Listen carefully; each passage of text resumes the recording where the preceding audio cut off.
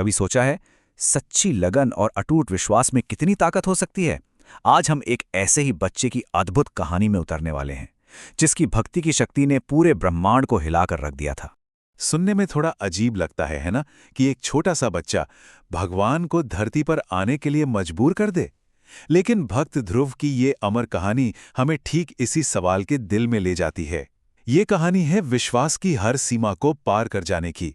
तो चलिए कहानी की शुरुआत से शुरू करते हैं। ये कहानी है राजा उत्तानपाद के राज्य की। उनकी दो रानियां थीं, बड़ी रानी सुनीति और छोटी रानी सुरुचि। सुनीति के पुत्र थे ध्रुव और सुरुचि के थे उत्तम। अब देखिए, राजमहल का माहौल ही कुछ ऐसा था जहां पक्षपात की हवा बहती थी। राजा का सारा प्यार, सारा ध्यान छोटी रानी सुरुचि और उनके बेटे उत्तम पर था, और दूसरी तरफ ध्रुव और उनकी मां मानो जैसे अनदेखे कर दिए गए हों। और इसी माहौल ने उस घटना को जन्म दिया जिसने सब कुछ बदल दिया। जरा सोचकर देखिए, एक 5 साल का बच्चा बस अपने पिता से थोड़ा सा प्यार चाहता है। वो हिम्मत करके उनकी गोद में बैठने जाता है और उसकी सौतेली मां उसे वहां से खींचकर नीचे उतार देती है। ये सिर्फ एक छोटी सी बात नहीं थी, ये एक बच्चे के दिल पर बहुत गहरी चोट थी। ये सिर्फ शब्द नहीं थे, ये तो जैसे किसी ने उस नन्हे से दिल में तीर चुभो दिए हों। सुरुचि के इन कड़वे बोलों ने 5 साल के ध्रुव को अंदर तक हिलाकर रख दिया। उसे ये समझ आ गया कि इस महल में उसे वो प्यार और वो हक कभी नहीं मिलेगा।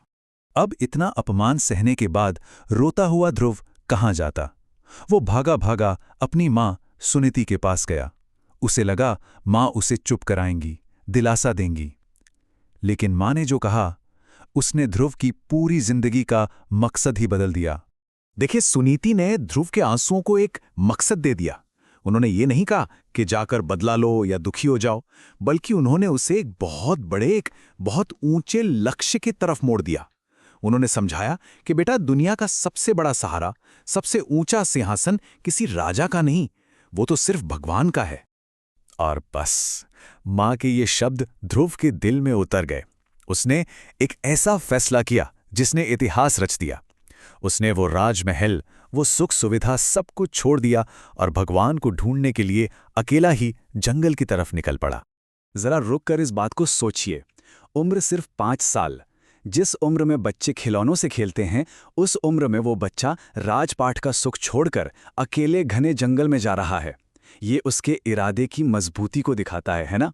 अब जंगल के रास्ते में उनकी मुलाकात हुई देवर्षि नारद से। नारद मुनि ने पहले तो उस बच्चे को समझाया कि अरे, घर लौट जाओ। लेकिन जब उन्होंने ध्रुव का पक्का इरादा देखा तो समझ गए कि ये कोई साधारण बालक नहीं है।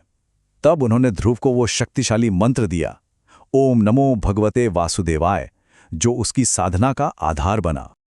और इसके बाद जो तपस्या ध्रुव ने शुरू की, वो तो अविश्वसनीय है। ये कोई मामूली व्रत नहीं था, ये तो अपने शरीर और मन की हर सीमा को लांघ जाने जैसा था। पहले महीने सिर्फ फल, फिर सूखे पत्ते, फिर सिर्फ पानी, और फिर सिर्फ हवा, और आखिर में तो 5वें महीने सांस तक रोककर एक पैर पर खड़े हो गए। हर कदम पर उनका संकल्प और फौलादी होता जा रहा था। सोचिए, उस नन्हे से तपस्वी के एकाग्रता में इतनी शक्ति थी कि जब उसने अपनी सांस रोकी तो पूरे ब्रह्मांड का संतुलन डगमगाने लगा। कहते हैं, स्वर्ग में बैठे देवताओं का भी दम घुटने लगा। सब घबरा गए और भागे भागे भगवान विष्णु के पास पहुंचे कि प्रभु, ये क्या हो रहा है?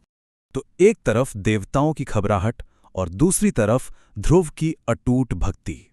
और फिर वो पल आ ही गया, वो पल जिसका इंतजार खुद सृष्टि कर रही थी।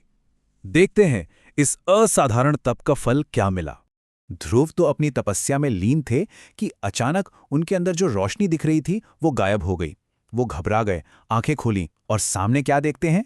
वही भगवान विष्णु जिनके लिए ये सब कुछ किया था। वो अपने दिव्य रूप में शंख, चक्र, गदा और पद्म लिए उनके ठीक सामने खड़े थे। अब भगवान को अपने सामने देखकर ध्रुव की तो जैसे बोलती ही बंद हो गई। वो तो बस एकटक उन्हें देखते रह गए। तब भगवान ने प्यार से अपना शंख उनके गालों से छुआ और मानो ध्रुव को वाणी मिल गई।